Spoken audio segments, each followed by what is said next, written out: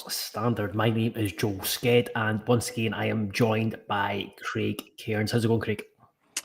I'm pretty well, Joel. How are you? Yes, not too bad. We did a podcast/video yesterday, and we talked about, we'll be back on Wednesday to talk about the League Cup draw, and we'll talk through a squad analysis. Talk through the squad analysis article that was planning to put up. Then Elton Kabangu got announced this morning, so that just threw a spanner in the works. And obviously, you had written something up about Elton Kabangu, preparing for him to be announced at some point this week. So that squad analysis will be put out tomorrow, and then a video will take place in due course. But we are here, just a quick reaction video to the two bits of news today, and that is Elton Kabangu signing a permanent contract. He has penned a 3-year deal and signs after his loan spell from Union Saint-Gilloise. And then, of course, the League Cup group stage draw or the Premier Sports Cup group stage draw, to give it a Sunday name, took place at 1 p.m. So we will discuss that first. But first, as always, Hearts Standard is brought to you by S1 Jobs. Well, not always. We've had a couple of sponsors in the past, but at this current time, it's always brought to you by S1 Jobs. If it's time to hand in your transfer request, then head over to s1jobs.com and upload your CV today. With thousands of jobs across Edinburgh and the surrounding area, you'll find the one at S1 Jobs. Start your search today. Craig, League Cup draw. Talk us through it. I've come prepared with a graphic this time. I mean, obviously, only part of it applies to the discussion we're going to have, but I'm going to flash up all the groups anyway. Sorry for those just listening, but for those who are just catching up through this, Hearts have been drawn in Group E, along with Dunfermline, who people will remember from the Ian Cathro penalty shootout that we referenced yesterday. Hamilton Accies, who, I don't know, I think might be homeless right now. Dumbarton, who are coming out of administration, and Stirling Albion. That's the group. I would say it's one of the. I mean, you're never really when you're a top flight team, you're never really going to get a difficult group. You can kind of look for some sort of like interesting games or interesting away days or something like that. I don't think there's much of any of that going on here, is there? There's not really any novelty with many of the teams, or any. Maybe Stirling. When was the last time Hearts? Oh, was it just a couple of years ago they played Stirling actually? I remember playing Stirling in a League Cup game midweek, and I think it was one of Larry Kingston's first games, or Larry Kingston scored in it. So I've just looked up here in 2021 also. In 2021, Liam Boyce and Finlay Pollock scored in a 2-0 win. So that's not even a tie that like hasn't taken place for a long time or anything. So yeah, there's not a lot of I don't think there's a lot of excitement there. I think it will be as we expected. It's a decent set of fixtures for McInnes to get his feet under the table, and there's nothing too difficult there, I think. I'm not saying that Hearts are going to just walk this group or anything like that. I'm not going to be that naive, but I think it's a decent set of fixtures for Derek McInnes to get settled. Yeah, absolutely. And you used a certain word off air about what you thought of the group, and I agree. I don't think it's very exciting. I was hoping for some good away days. Obviously, professionally working, so can't enjoy them to the full. But good away days for fans, and maybe a wee bit of like something a bit different, like Annan or Montrose, teams that maybe Hearts haven't faced all that often recently. The only game there that really interests me provides a modicum of interest is Dunfermline, especially if it's at East End Park and you get the big away crowd going there. You mentioned that the potential of Neil Lennon, if he remains at the Pars, and be interested to see what they're like going into the championship season. But I mean, Hamilton at either at Tynecastle or worse, Broadwood they might be playing at. Dumbarton, they said they were going to play at Cumbernauld, and then they were told they weren't able to or something. Was that maybe the last I'd heard of that? So that's why I said homeless. I'm not entirely sure if it's been nailed down where they're going to be playing next season. But yeah, what was the other one you were saying? What was the next one? And then obviously Dumbarton. They're I've been there, but I didn't get to go when Hearts played in the Championship season because it's only one stand, so there's just so few tickets available. So it's but no, it's not an exciting draw. But what I would say, going back to what you mentioned, it's a good draw in that I would expect, and I know you don't want to be naive about it, but you would be looking at that and expecting 12 points from 12. And it would allow to build up the confidence, momentum going into the season, and allow McInnes to bed in his ideas, get players up to speed, and get his kind of feet under the desk. Yeah, and if not 12 out of 12, then like if there's a performance and a draw or something like that, but you do fear that any kind of defeat will be. I wouldn't say so with Hearts fans. I mean, I've actually been quite encouraged with how unanimous, to an extent, Hearts fans have been since the McInnes appointment. But there would be noise or a lot of, certainly externally, about the incompatibility or the perceived incompatibility between McInnes and Hearts, and any defeat in this group stage you think will be sort of jumped on, even though I think in that scenario, it would be far too premature to be jumping to any kind of conclusions either way. But you just know that that's coming, whether it's in the League Cup group stage or whether it's in the league. The first sort of sign of things going wrong, I think there's going to be people pouncing on it. But I think that it's a fair thing to bring up, because there's going to be fans who we talked about it. There's not going to be any appointment from Scotland that was going to have everyone was going to be on the same sheet with it. But it does seem with and as I kind of expected, that once he was able to communicate what he thought about Hearts and what his plans for Hearts, I thought that would get a lot of people on side. But yeah, there's naturally, I mean, it's not just Hearts. We've seen it with I think with like Jim Goodwin, Stephen Robinson, Jim Goodwin at United, Stephen Robinson at St Mirren, teams who have had difficult, David Gray, I think even last season, teams that have had difficult League Cup or like a League Cup game, and then there's no real winning for Premiership managers in the group stage, because if they win all their games, that's what was expected to do. But if they drop some points, and then people are they're not under pressure, but people are questioning things very, very early. And conversely, you can see teams. Sometimes you see teams like Alloa and Airdrie scoosh their group or qualify and then not take that into their league form as well. So it is a part of the season where people can jump to conclusions, but it usually isn't really a barometer for what's to come. It's too much embedded in pre-season for it to be read into too much, I would say. Yeah, absolutely. And that is, and it's more. While I'd much rather Hearts be involved in European competition, it's better than having just friendlies. I think it gets you up to speed a bit better, and there's a wee bit of meaning to it.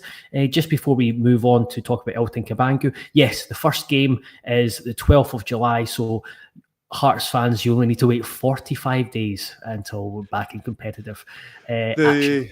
The last time I mentioned about yesterday, I did mention about a potential away trip midweek to Dumbarton, comparing it to when I was in Wraith. And what I forgot to say about that one was when I actually finally got finished, I ended up going. We got chucked out the stadium, so I ended up going into my car and finishing in my car. And then by the time I'd finished in my car, I went to leave the car park and it was locked. So I ended up having to drive through. It's just like a barrier. It's not like a fence. It's like a barrier, and it's I can't even remember exactly. It was like hedge and shrubbery, and there was enough of a gap for me to just scrape my car through this hedge to get out and get home. Because otherwise, I was thinking, what do I do? Who do I call? Who do you call when you're stuck in a Dumbarton FC car park? That's that's good knowledge for future, to move your car after before finishing up. So yeah, we'll move on to Elton Kabangu. he signed, as I said, he signed a permanent 3-year deal following his loan spell. Lynn says, pleased Elton has signed on for 3 years. Liam C, wee bit unsure how I feel about Kabangu. If he gives a shit in games and shows his early form, then he could be a good sign. And hopefully Shanks next. You wrote up a piece on Kabangu, just looking at his loan spell. How do you feel about him signing permanently? I'm quite excited about it. I think we knew even at the time when he started off his goal scoring that it was never going to last, or it didn't necessarily mean that this guy was going to be a stick on to be a 20 goal a season striker or anything like that. And I still don't think that. And similarly, I don't think the way he ended last season, take away the games he ended on the bench, I don't think the way his form ended with the starts that he had is a sign of how bad he is. I mean, it maybe shows you that he's still got a long way to go, but I think with a new manager who seems encouraged about what he's seen and the conversation that he's had with them, and moving away from the diamond, I think we can just put that down. If he comes out of it and hits form again, I think we can just put that down to sort of circumstance and things like that. Like he just he went off form. But I do think there's a player in there. I'm interested to see how McInnes uses him, because I did quite like. He's obviously a big fan of Shankland, and if he gets Shankland tied down, Shankland's a starter. And I think we saw the best of Kabangu when still. And I wrote this in the article. He played in a front two in the diamond, and he played in a front two when he wasn't in the diamond as well, other than his last start against Dundee. But the best I think we saw of him was when he was up front with Shankland, and it was like Shankland was dropping into the 10 from a centre forward position rather than starting in a number 10 position like he was in the diamond, and then he was becoming much more of a midfielder. So yeah, I'm quite excited about the prospect, knowing what McInnes has done with his teams in the past and what he's said recently. I think he could fit into the attack well. Yeah, absolutely. And I just think he's a different. We can't just be relying on one player to score goals as they have done in the last few seasons. He gives the forward line a different dynamic. I was really encouraged by what McInnes said in terms of had a great conversation with him and believes how useful he can be next season. And he called him an absolute handful, which is good. But it's the same with every player. You need to play to their strengths, and that Dundee game was a perfect illustration of that. Whereas you go to the other Dundee game where we lost 1-0, he was he was essentially in the number 9, and he was having to play with his back to goal. He's not very good at that. I think we could all see that he was trying to like lay off the ball or hold the ball up, and it just wasn't working. And then there's other times where his finishing has been a bit erratic, and is he the most clean of finishers? I don't know. I need to see a bigger sample size, but I definitely think there was enough evidence over his loan spell to demonstrate that he could be a really useful and positive addition to the attack. McInnes talked about working with kind of 4 or 5 strikers. You've got Wilson, you've got Kabangu, you've got potentially Shankland, and who knows about where Vargas will fit in. But Kabangu is a different type of striker to Shankland, probably slightly different to Wilson as well. There's still similarities in there, but you want different varieties in the attack, and Kabangu certainly brings that.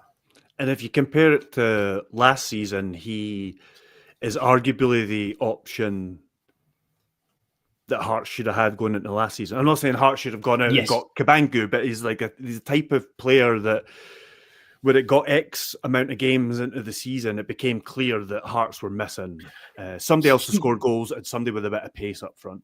He was, so when Tagawa was sold, he would have been the ideal replacement in the summer. And then you've got I don't think Hearts would have been in the position we were towards the end of the season or the middle of the season if you had another option and someone like Kabangu who can score goals. And I think that would have just been, I think we saw just how how reliant we're on Shankland and how much, even just that first couple of months, how much pressure he took off the need for Shankland to score goals. I'm going to bring up the radar here. This comes with a massive health Caveat. warning. Yeah. So the first sample is very small. It's the red. It's his substitute appearance against Aberdeen in his debut. All these are just league stats. StatsBomb only gives you league stats. And his first 2 starts. Played in a front 2 in those matches. The blue is more matches, and that's I think it says 8 matches there, and that's where the league matches and which he played in a diamond. So that's all the way up until the Dundee game when he played through the middle in the 4-2-3-1, and it shows you again, like the small sample sizes, you really need to kind of take this with a pinch of salt. But you can see that early on,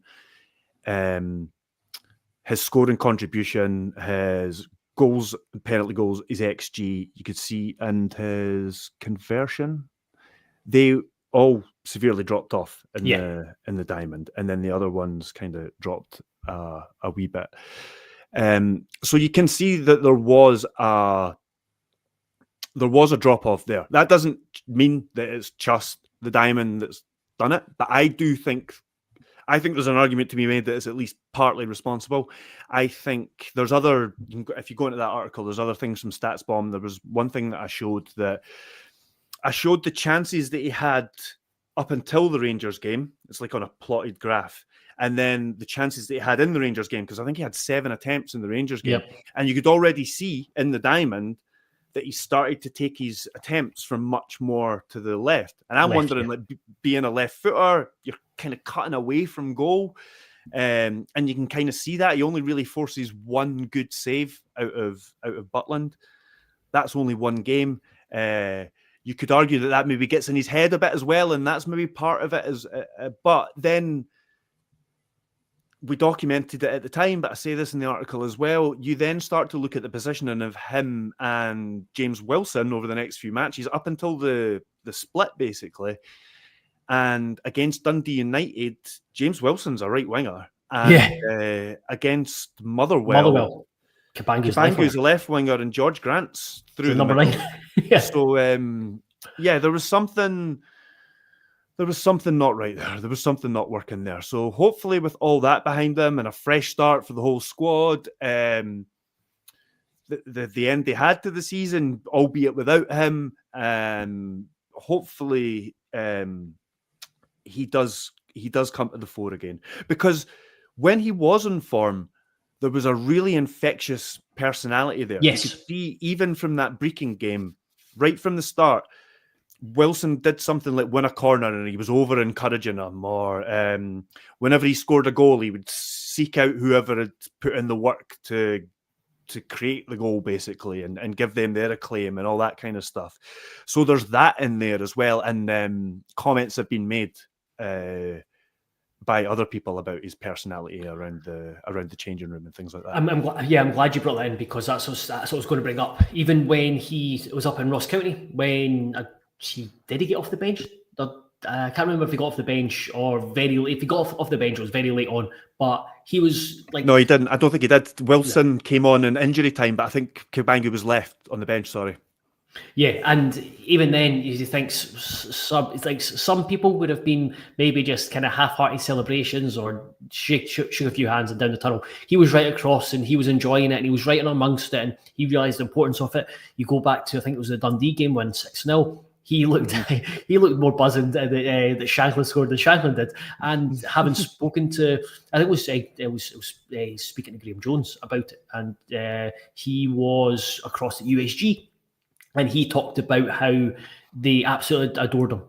They adored his personality and his character at USG. It just didn't quite work out for him, but it's like that type of strong personality that's they want at the club. And even just go back to his interview after the Kilmarnock game at the end of the season and his evaluation of, or his assessment of his own season. He was really honest. It was really honest, and which is healthy rather than trying to pull the wool over people's eyes. He seems to be a really sensible guy, a really appreciative guy. And yeah, that honesty extends to when he doesn't want to answer a question. He doesn't just give you some emptiness. He just Yeah, says, "I'm not going to answer that. I can't yeah, answer that," exactly. or it gives you whatever reason.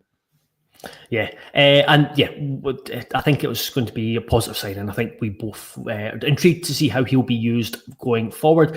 I will just finish up there, but I'll bring in some. There's been a few questions, so I'll bring in and answer them as best I can.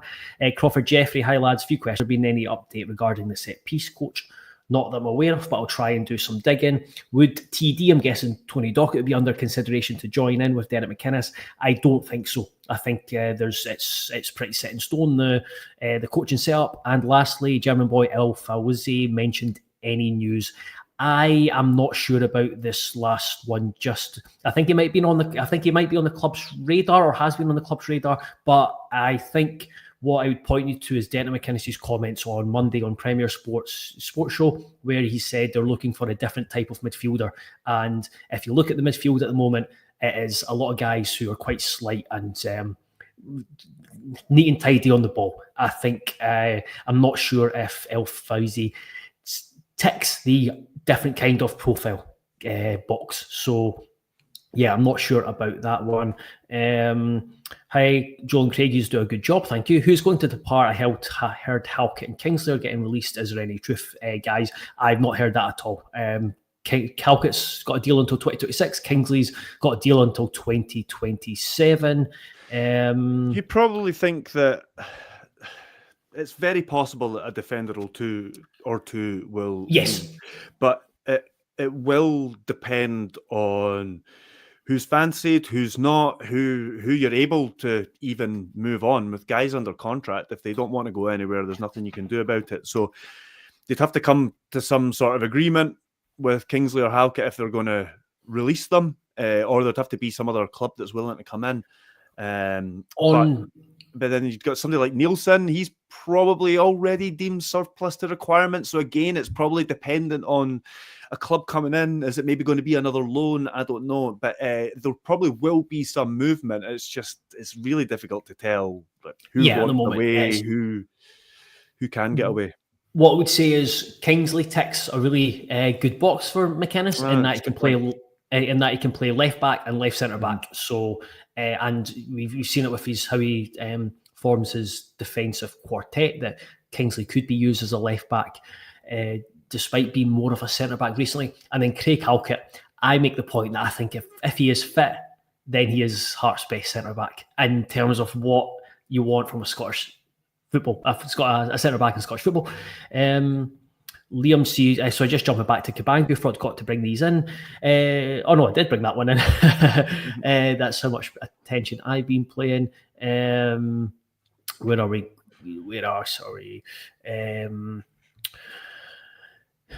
Usog's bendy water. Kabangu regularly makes great runs on the shoulder of the defenders. He needs a midfielder who will play quick balls in behind for him. McInnes' more direct style will suit him, I think. That's a really good point. I think trying to get the ball into the final third quicker and releasing them quicker, because as the commenter said, makes a really good point that Kabangu is always on the move. He's always looking for a ball played in behind, and if it doesn't come, then he'll go again.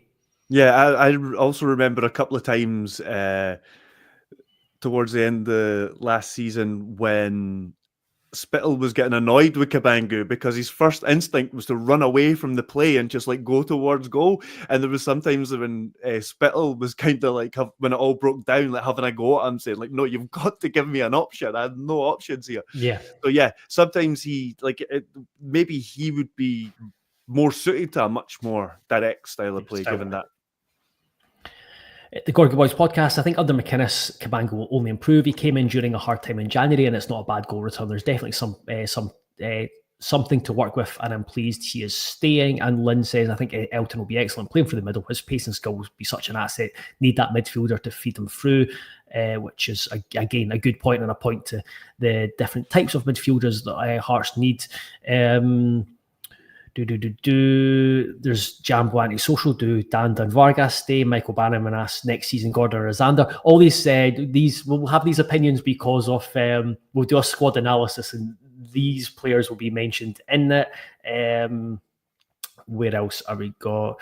Yeah, there we go. We will finish up there. Like I said, we will talk more in depth about the squad and what we can expect, what we how it's shaping up, where parts need to probably prioritise over other areas. But we'll do that in a separate podcast because it'll be quite lengthy. But then we'll bring in comments, etc., etc. When we'll do that, we are unsure, but we'll do it pretty soon.